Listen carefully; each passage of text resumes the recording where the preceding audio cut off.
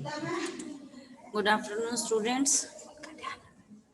तो आज हम लोग सड़क सुरक्षा एवं परिवेशीय सजगता, road safety and environmental awareness, हमें हमारे एनवायरमेंट पर्यावरण के बारे में हमें कैसे अवेयर होना है, कैसे हमें बचाना है उसको। अगर हम लोग पर्यावरण की रक्षा नहीं करेंगे तो पर्यावरण हमारी रक्षा नहीं करेगा। ठीक है, तो यहाँ पर ये जो प्रश्न, ये जो आपका उप विषय है सड़क सुरक्षा एवं परिवेशीय सजगता, ये बहुत ही महत्वपूर्ण है बेटा। जब आप लोग, अभी आपकी पहली सीढ़ी है 5th क्लास बोर्ड एग्जाम, जब आप 5th में हो तब भी आपकी इससे संबंधित प्रश्न बनेंगे।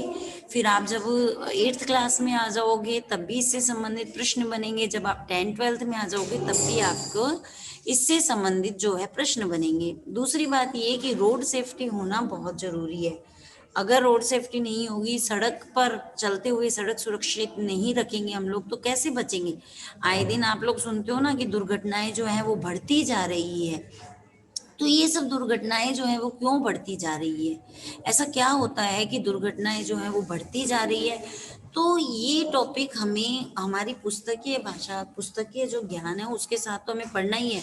साथ के साथ हमें हमारा जो एक कह सकते हैं हमारा जो जीवन होता है, दैनिक जीवन जो है, उसमें भी हमें इन बातों का ध्यान रखना चाहिए। तो चलो हम पढ़ते हैं पहले, फिर इसके हम प्रश्न बनाएंगे। तो सबसे पहले है सड़क सुरक्षा। सड़क पर आए दिन दुर्घटनाएं होती रहती है, अतः हमें सड़क पर सावधानी पूर्वक चलना चाहिए। सड़क पर चलते समय फुटपाथ का उपयोग करना चाहिए। यदि फुटपाथ किसी कारण खाली न हो तो सड़क के दाहिनी ओर चलना चाहिए, ताकि सामने वाले, जो सामने से आने वाले वाहन है, उनसे हम बचा जा सकता है। समझ में आई आपको बात, क्या कहना कह रहे हैं। तो ये बात हमें यहाँ पर सीखनी है कि जो दुर्घटनाएं हैं वो लगातार बढ़ रही है ना। और आए दिन हम सुनते हैं, आए दिन हम न्यूज़पेपर में पढ़ते हैं कि ये हो गया, ऐसे दुर्घटना हो गई। तो हम सावधानी पूर्वक चलना चाहिए। और जब हम सड़क पर चलते हैं तो हमें फुटपाथ का उपयोग करना चाहिए। पर कई बार क्या होता है कि फुटपाथ किसी कारण से खाली नहीं होता, तो हमें सड़क की जो राइट हैंड साइड है वहां चलना चाहिए। तो आप अब लोग अब ये भी कंफर्म कर लो कि दायां और बायां, दाहिना और बायां, ठीक है। तो राइट एंड लेफ्ट, ठीक है, तो चलना चाहिए ताकि जो सामने से वाहन आ रहे हैं हम उनसे बच सकें। अब यहाँ पर दूसरा देखो कि स्कूल की बस में चढ़ते समय दूसरे छात्रों का भी ध्यान रखना चाहिए। जैसे कि हमने इसका पूर्वाभ्यास किया था, कल मैंने आप लोगों को पूछा था कि आप अपने जो व्यूज हैं, अपने जो पॉइंट्स है वो दीजिए कि जब हम स्कूल की बस में चढ़ते हैं तो हमें किन बातों का ध्यान रखना चाहिए। ये जो प्रश्न होते हैं अगर हम इनको प्रैक्टिकल करके देखते हैं, जैसे कि हम हमारे जीवन में करते ही हैं, हम लोग स्कूल में जाते हैं तो बस के माध्यम से, वैन के माध्यम से हम लोग घर जाते हैं, ठीक है। हम ट्रेन में जा रहे हैं या हम अपने शहर से किसी दूसरे शहर में जा रहे हैं, तब भी हम देखते हैं कि बस स्टैंड में हम बस से चढ़ रहे हैं। यहाँ तक कि हम नॉर्मल लाइफ में, जैसे हमें मार्केट जाना है तो हम लोग टैक्सी में जाते हैं, स्कूटी पर जाते हैं। तो वाहन का जो है वो तो उपयोग हो ही रहा है। तो यहाँ पर जो मुख्य रूप से बात बताई गई है वो देखो कि स्कूल की बस में चढ़ते समय दूसरे छात्रों का भी ध्यान रखना चाहिए। छोटे बच्चों बच्चों को पहले चढ़ने देना चाहिए। बस में चढ़ते समय एक दूसरे को धक्का नहीं देना चाहिए। साथ ही पंक्तिबद्ध होकर पढ़ना चाहिए, जो है उसके ऊपर चढ़ना चाहिए। पंक्तिबद्ध, पंक्तिबद्ध का मतलब क्या हुआ कि जब हम बस में चढ़ते हैं, चाहे हम घर से आते समय चढ़े, चाहे हम स्कूल से जाते समय चढ़े, जब भी हम बस में चढ़ते हैं तो हमें पंक्तिबद्ध मतलब लाइन से हमें जाना चाहिए। अगर हम अव्यवस्थित तरीके से जाएंगे तो क्या होगा, कुछ ना कुछ दुर्घटना होने का डर रहेगा, किसी ना किसी को शायद लगने का भी डर है। तो हम लोगों को जो है ध्यान से जाना चाहिए, चढ़ना चाहिए। जब तक बस पूरी तरह रुक जाए तभी बस से नीचे उतरना चाहिए। उतरते समय जल्दबाजी, धक्का मुक्की नहीं करनी चाहिए। बस में सीट पर बैठने के लिए झगड़ना नहीं चाहिए। कई बच्चे क्या करते हैं, अगर पहले दिन वो पहले नंबर की सीट पर, आगे की फ्रंट सीट पर बैठते हैं तो उनको ये लगता है कि ये हमारी परमानेंट सीट हो गई है। ऐसा नहीं है। हमें हमारे जो ड्राइवर हैं उनकी हेल्प से या ड्राइवर जो भी बस का मॉनिटर बनाते हैं उनकी हेल्प से ये सब बातें करनी चाहिए। किसी से झगड़ना तो बिल्कुल भी नहीं चाहिए। बस के अंदर अनुशासन से बैठना चाहिए। बस के अंदर अनुशासन से बैठना चाहिए का मतलब क्या हुआ, हमें डिसिप्लिन जरूरी रखना है। गांधी जी कहते थे ना, निज पर शासन फिर अनुशासन। हमें पहले खुद पर शासन करना है, खुद पर कंट्रोल करना है, तो उसके बाद ही हम लोग जो है अनुशासन बना सकते हैं। तो अनुशासन का मतलब यहाँ हुआ कि आपको जो सीट मिली आप उस सीट के ऊपर बैठोगे, आप किसी से लड़ाई झगड़ा नहीं करोगे, बस में हो हल्ला नहीं करोगे, गाने गाते हुए नहीं चलोगे। तो ये सब रूल्स हमें फॉलो करने चाहिए। अपने किसी अंग को खिड़की से बाहर नहीं निकालना चाहिए। अंग, कई बच्चे थोड़े से शैतानी बच्चे होते हैं, नोटी जिसे हम कहते हैं, वो बच्चे क्या करते हैं, बस से हाथ निकाल लेते हैं, कभी कभी तो अपना सिर भी बाहर निकाल देते हैं कि ठंडी ठंडी हवा चल रही है।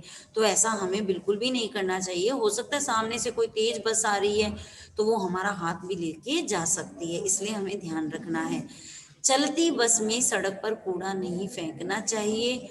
जोर जोर से बातें करके या शोर मचाकर चालक का ध्यान नहीं बटाना चाहिए। तेज आवाज में संगीत नहीं सुनना चाहिए।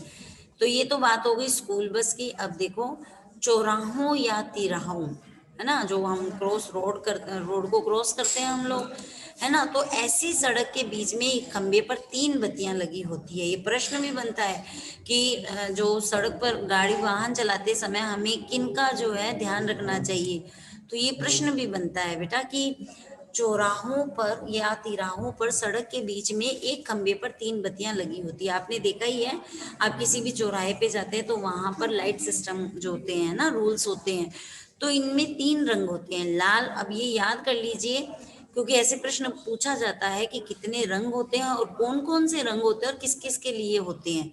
तो आपको पता ही है, आप रंग तो देखते ही हो। लाल रंग रुकने का होता है, पीला रंग लाल बत्ती होने का, तथा हरा रंग आगे बढ़ने का संकेत देता है। यही, इसी को हम क्या कहते हैं, इसी को हम ट्रैफिक लाइट कहते हैं। इससे जो यातायात है, मतलब जो ट्रैफिक होता है वो नियंत्रित होता है, कंट्रोल में होता है। सड़क के दोनों ओर खंबे पर लगी बत्ती में एक आदमी का चित्र होता है। उसमें हरी बत्ती जलने पर ही पैदल यात्री को जेब्रा क्रॉसिंग से सड़क पार करनी चाहिए। यदि किसी अपाहिज बुजुर्ग या अंधे व्यक्ति को देखें तो सड़क पार करने में उसकी मदद करनी चाहिए। आप लोगों को हमेशा, हम स्टूडेंट्स जब तक हम ऐसा काम करते हैं तब तक हम एक अच्छे व्यक्तित्व वाले होते हैं। तो आप लोगों को भी ये ध्यान रखना है। ऐसे नहीं है कि आप लोग बच्चे हैं तो आप लोग इन सब चीज़ों का ध्यान नहीं रखोगे। आपको भी देखना चाहिए कि कोई जो है हेल्प की जिसको ज़रूरत है, उसे आपको, उसको आपकी हेल्प की ज़रूरत है तो आपको हेल्प करनी चाहिए। ठीक है। जेब्रा क्रॉसिंग की हरी बत्ती तभी होती है जब ट्रैफिक लाइट में लाल बत्ती जल रही हो और वाहनों का आवागमन बंद हो। सड़क पर स्थान स्थान पर बड़े आकार के नीले बोर्ड लगे रहते हैं, आपने देखा ही है, जिन पर आसपास के स्थानों पर नाम लिखे होते हैं, उस जगह की ओर जाने का संकेत देते हैं।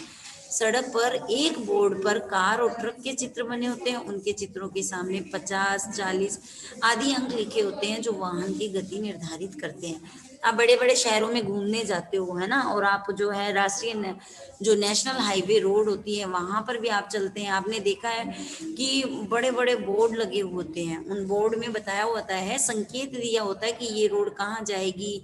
जैसे हमारे बीकानेर में भी बहुत सारी ऐसी जगह होती है जहाँ बड़े बड़े बोर्ड लगे होते हैं, बताते हैं।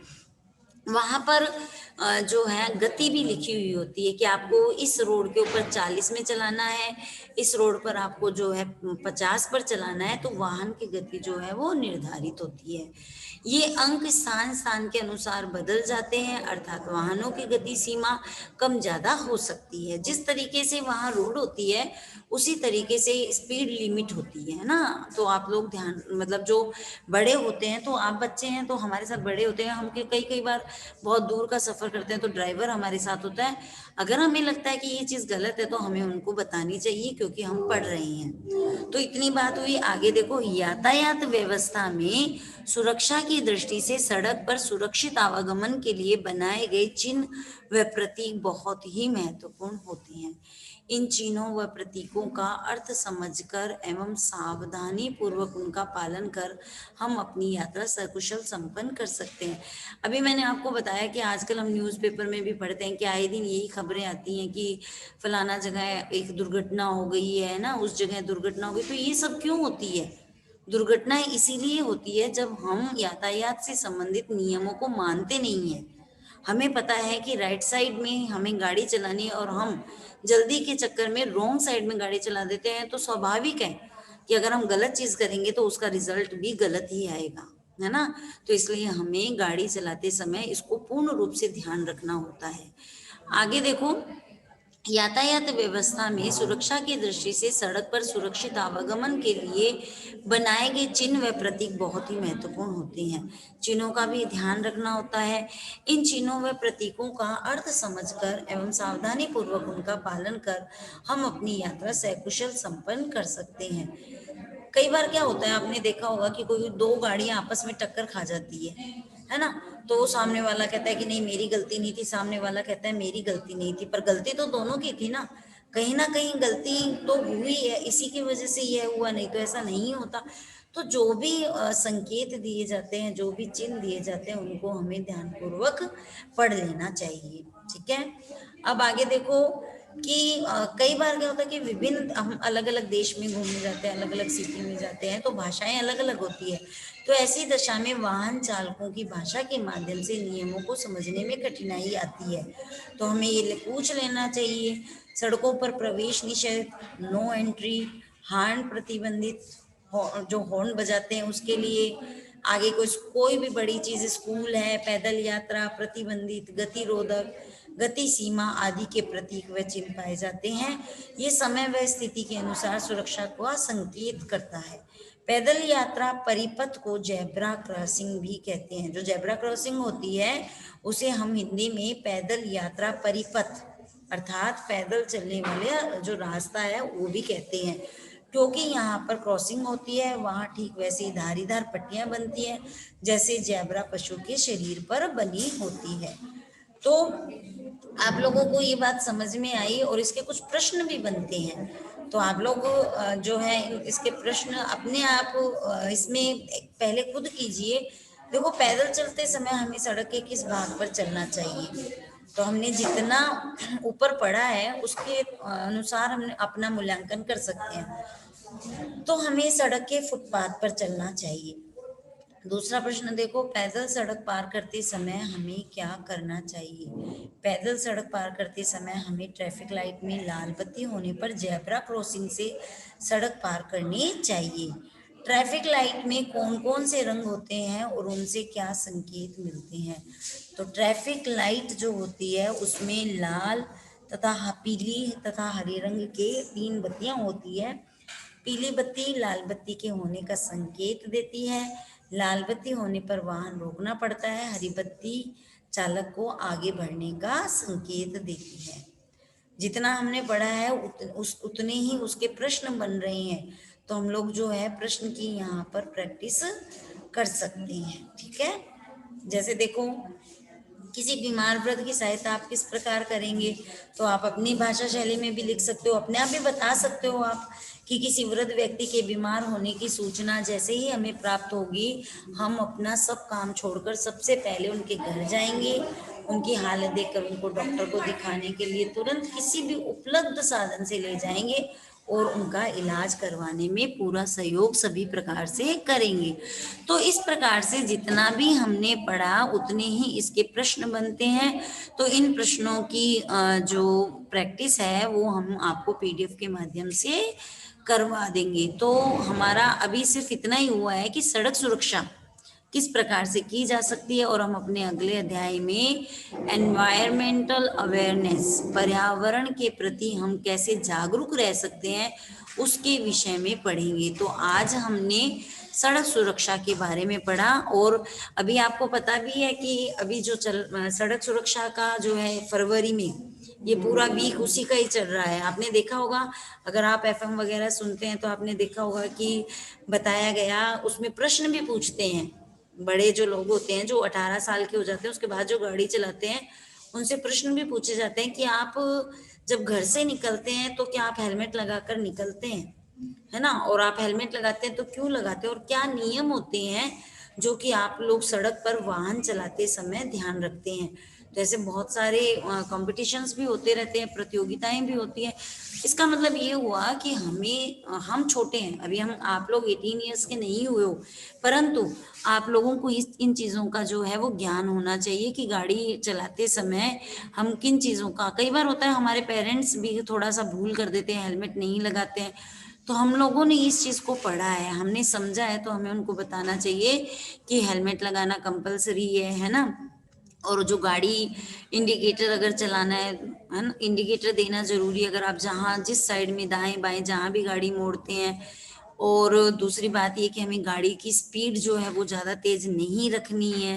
तो ये सारी चीज़ें जो है वो हम पढ़ के भी याद रखते हैं, और दूसरा हमें अगर कोई बड़ा ऐसा कुछ गलत कर रहा है तो हमें उनको भी बता देना चाहिए कि ये सब चीज़ें हमें सड़क सुरक्षा में बताया गया है, तो हमें इनका ध्यान रखना है। तो ये तो हो गई हमारी बात सड़क सुरक्षा की, जो कि अब कंप्लीट होती है। उसके बाद में हम लोग जो है परिवेशीय सजगता या जो पर्यावरण के प्रति हमारी क्या रिस्पॉन्सिबिलिटीज है, हमारे क्या कर्तव्य है, उनका हमें ध्यान रखते हुए हम अपने अगले अध्याय में पढ़ेंगे।